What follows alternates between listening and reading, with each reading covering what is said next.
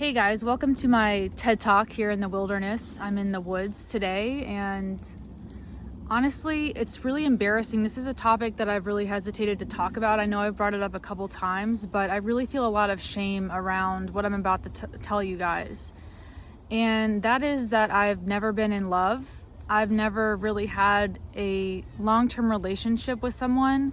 I've never been selected by a man for marriage. I've never been seen as someone's dream girl. I've never been pursued romantically. I've never really even known what it's like to have a crush on someone or have someone really be into me that I was also, reciprocal towards. And feeling like I've never been picked, that I've been passed over romantically, makes me kind of wonder, is there something wrong with me? Is there something that I'm doing wrong? And I know that I have ADHD and possibly a bit of autism. I've never been diagnosed with autism, but I speculate that that might be a case, I guess. I'm at least very, challenged when it comes to reading social cues and subtle communications and stuff like that. And I feel like the standard of dating these days is really difficult to even comply with and obtain.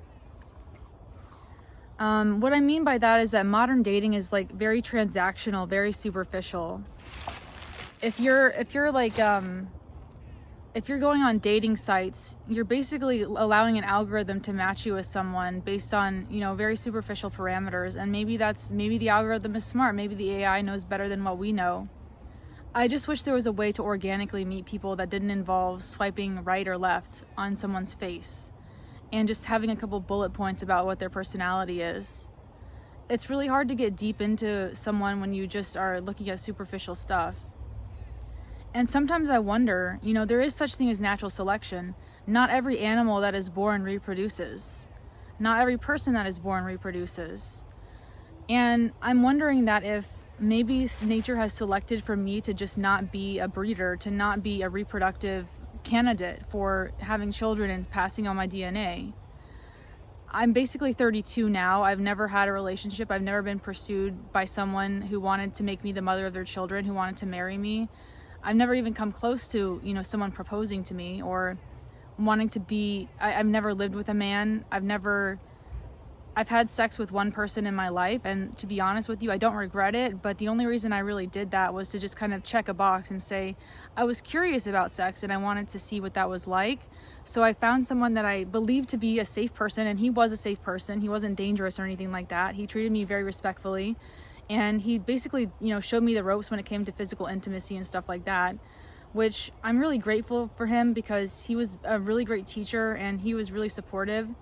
But long term, there was really no emotional connection. We really had nothing in common besides a physical attraction towards each other. And, physical attraction, that initial high of like new relationship energy doesn't last very long. And when there's nothing left after that, it can become difficult to continue on with a relationship. But we also live in different cities, and I didn't want to do a long-term relationship. So this was back when I lived in California for a while, and that's where I met him. But I moved back home due to a bed rotting incident where I almost died, and I'm back home now with my parents. So I do live with my parents now. And I guess dating when you're living with your parents is kind of a buzzkill because you feel like that's a mark against you when it comes to being viable as a romantic candidate. It's like I would really prefer my partner or future partner to be financially independent, to have their own place, not necessarily a house, but at least like a bedroom apartment or something like that. Even if they have roommates, I wouldn't really care, but being with someone that lives with their mom, that's what I do, right? But at the same time, I don't want that. So why would anyone else want that? I wouldn't want, like, if I was a man, like, would I want to be with me? I'm 32. I have a pre-existing condition. My fertility has been affected by the treatments that I've been through with my condition, and not to mention I'm just older. I'm almost at that point where if I had a kid, it would be a geriatric pregnancy. If I met my dream man tomorrow, I feel like I would be the dog that caught the mail truck. I would be like the dog that was chasing the mail truck and finally caught the bumper and didn't know what to do with the mail truck. Like, I don't know what I would do with my dream man. I don't know how to even prepare myself for meeting someone that would be a romantic candidate. And that being said, I feel like even in my younger years, I had so much anxiety over the things that could go wrong with a man. I saw a lot of my peers, you know, becoming baby mothers, getting into abusive relationships, becoming single moms, getting STDs, getting treated like shit and disrespected by their men. And I remember just kind of like being a backseat observer. I've always been kind of an observer and a spectator in the lives of other people. I've never really been a participant in the bigger picture of life. I've never really played the field in terms of dating. I've never really competed for someone, and I'm not very competitive, so maybe I'm just not meant to be with someone. But at the same time, like, we want the same things as everybody else. Just because you have a disability, just because you don't know how or don't have the tools to have a relationship, it doesn't mean you don't want to have that. I still want a partner that's romantically interested in me, that knows how to take care of me emotionally and, you know, maybe even physically, someone that I could go through life with. And I want to be that person for somebody else, but I feel like I'm running out of time. I feel like my best years have been wasted. And some of you might be wondering, like, why didn't you date when you were 18 to 26?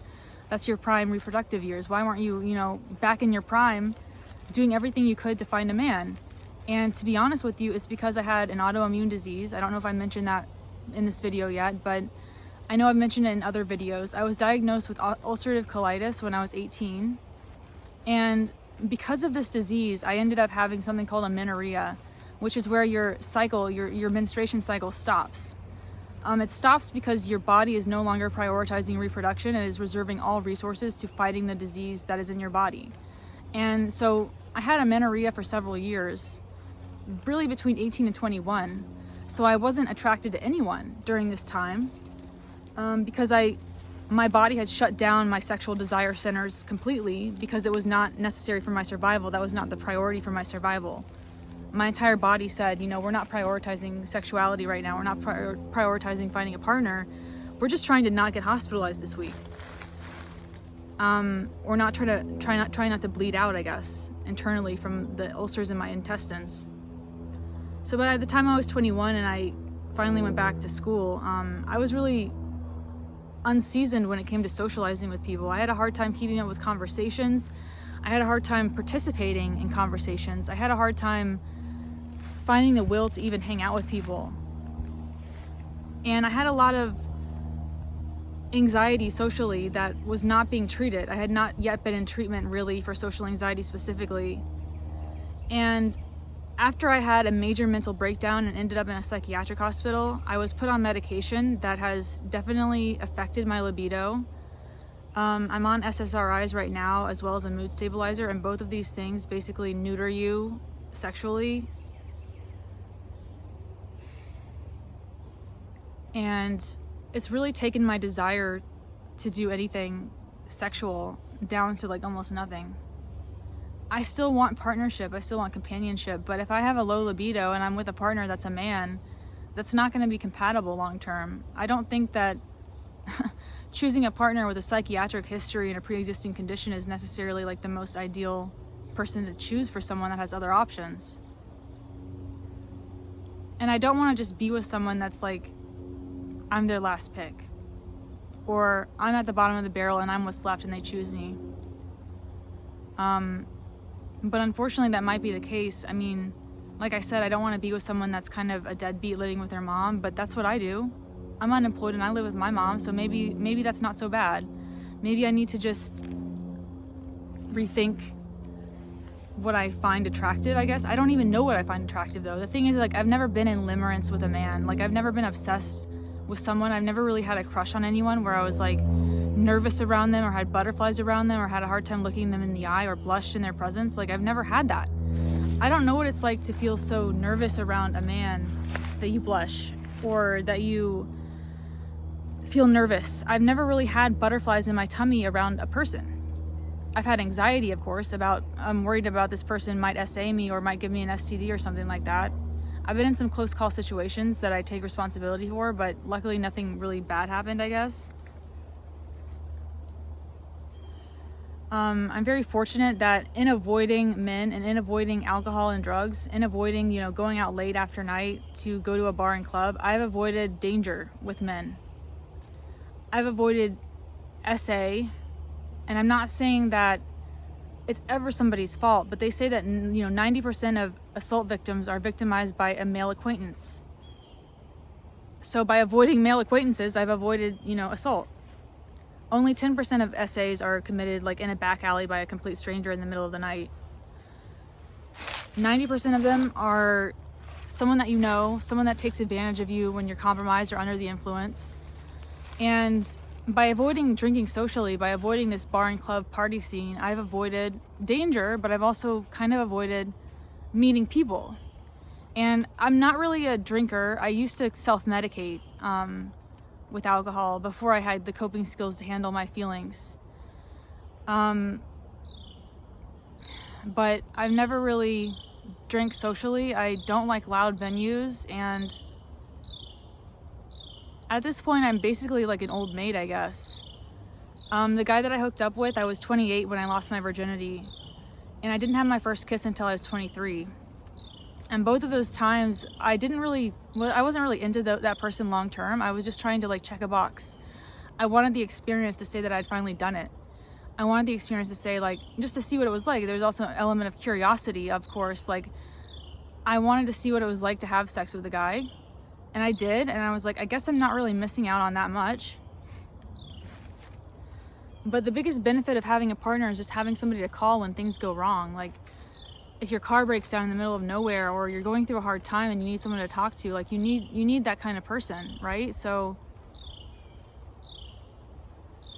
I don't really have a person that's on my side, in my corner, that's someone that is not, that I chose to be there. Most of my family is there, I guess. I have parents, obviously. I do have like one or two friends that I still see sometimes, and I wish I was honestly a better friend. I wish I was better at like being proactive when it comes to my relationships.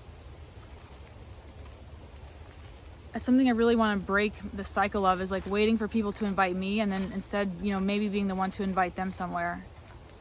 I've had a lot of struggles with rejection in the past. I know that rejection is never personal, but there's just been some instances where I do think I take rejection a bit harder than the average person.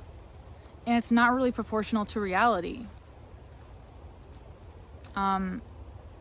Perceived rejection, if I feel like someone's pulling away from me emotionally, I shut down. I guess I have a bit of an avoidant attachment style. Like, I want to avoid the pain of someone leaving me before they actually leave. And in doing so, I leave during difficult times before we've actually gone through the difficult times together. And avoidance is not really a good thing to have. Like, I don't want to avoid hard times, but I'm always worried that if I go through hard times with someone, what if that's just the way it is then? I know there's ups and downs in life, but sometimes you're worried that you're betting on the wrong horse. And a lot of the people that I know that got married out of high school, they have gotten divorced now. They're going through, marital issues, infidelity, having a hard time with their kids. They might even have had a disabled child that they weren't expecting to have.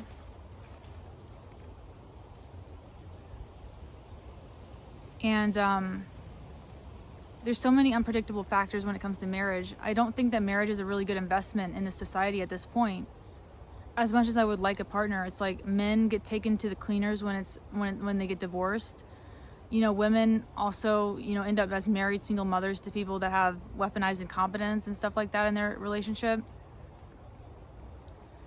And there's just so many instances of women that have to do all the chores, all the childcare, but also hold a full-time job at the same time. It's like the society has changed for us to need two incomes, but there's kind of a subconscious expectation that the man is going to want the woman to still do everything in the house. And I'm not very good at housekeeping, to be honest with you. I'm not very nurturing. I mean, in terms of like what I have to offer as like a traditional woman, I really don't know if I have traditional woman skills. I barely do my makeup. I mean, my hair is good. I have good hair. But in terms of like keeping a house, like my room is a wreck right now. I'm very much a slob. If there's not someone holding me accountable, I really have a hard time cleaning stuff. I don't want to blame my ADHD for everything, but like I never apparently got the tools, the soft skills necessary to like clean up after myself on a regular basis.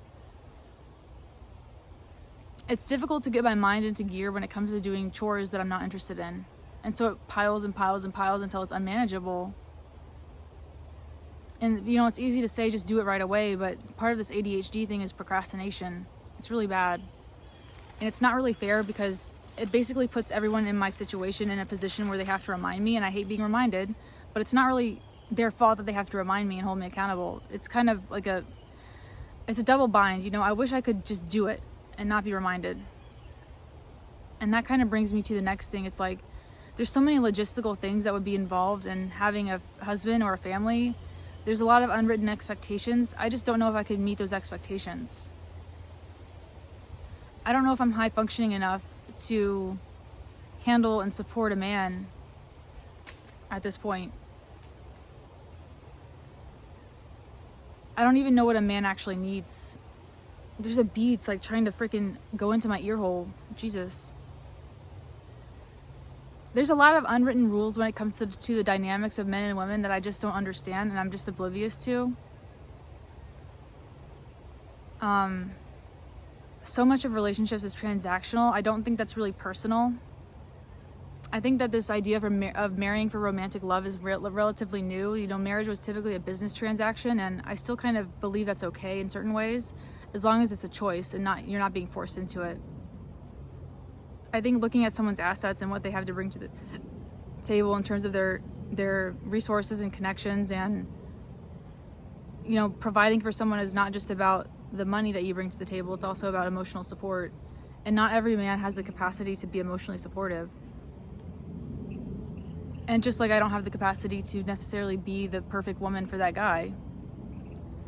If I could just distill down one thing, it would be like, I feel undesirable. I have kind of low self-esteem from being unpicked and unchosen, and I don't know where to go to like be seen by men that's not online.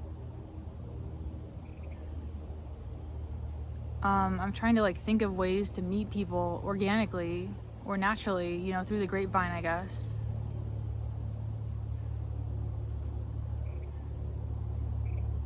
But I really don't know how that's gonna work. And I'm just wondering if you guys understand what it's like to be seen as unviable for reproduction. For you have to be, like, a lot of us have been taken out of the game. And I also think that a lot of it has to do with things that are outside of our personal control, like the way society has changed. The way that, you know, they say that in high stress situations, animals will eat their own young. They will reduce their litters down to the most viable, or they won't breed at all. They will eat their entire litter. Like, they'll reproduce, but then they'll kill their young because it's just too much. And, you know, instinctually they know that for the greater good of their population, they should cull their litters and cull their children. And a lot of us are the rat that is culling our children. Part of maternal instinct is eliminating weak, unviable children. That's the way it is in the wild. People romanticize romantic instinct as this nurturing, all-encompassing, loving force, but a lot of difficult decisions have to be made in nature and in life. And sometimes the most nurturing thing you can do is realize that bringing someone into this, reproducing, is not a good idea. Like, a lot of people are deciding not to do this. Meeting someone that would be able to provide for a family of 4. If I decided I wanted 2 kids,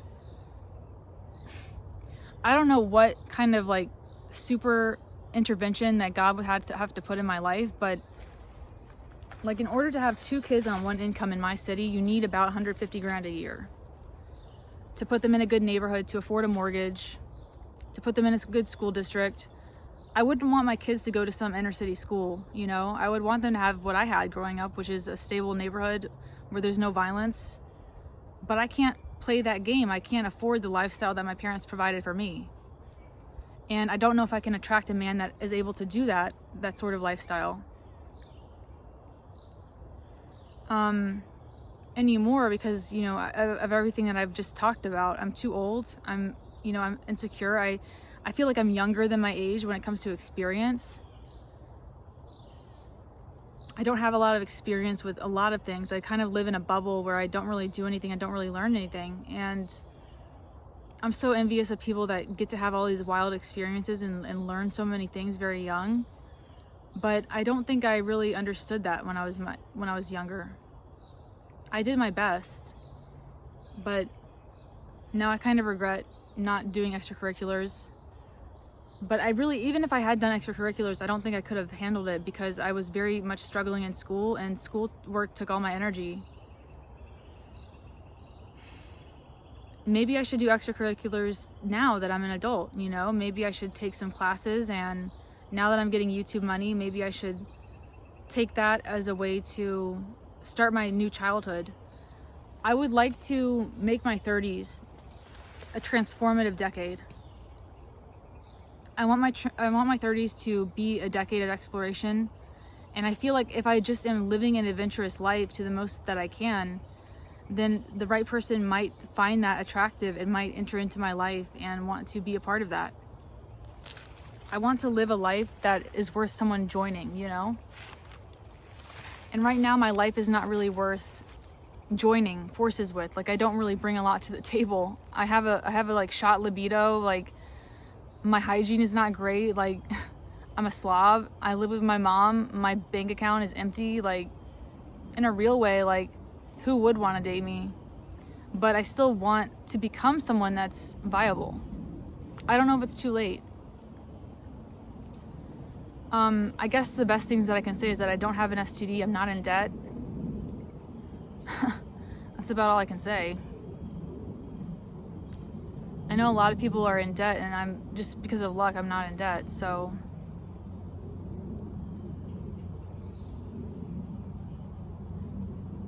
I'm just thinking about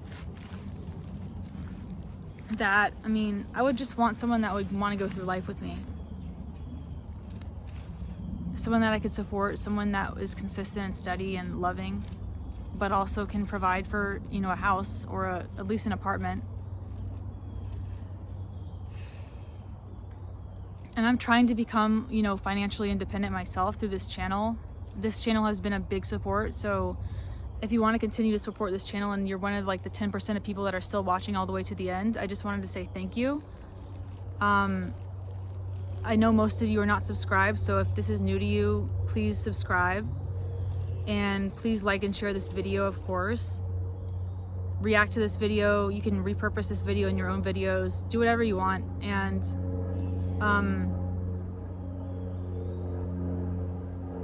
if you want to commiserate about modern dating in the comments, feel free to do so. So thank you again. My name is Shelby. My art and everything is in the description. Like, all my links are in the description. All my socials are in the description. You know how it goes. So I really wanted to say thanks for 16,000 subscribers again. That's amazing. We just hit 16K, and I love seeing you guys on live. I love interacting with you guys, and it's really great to see you. I will see you in my next video. Peace out. Bye bye.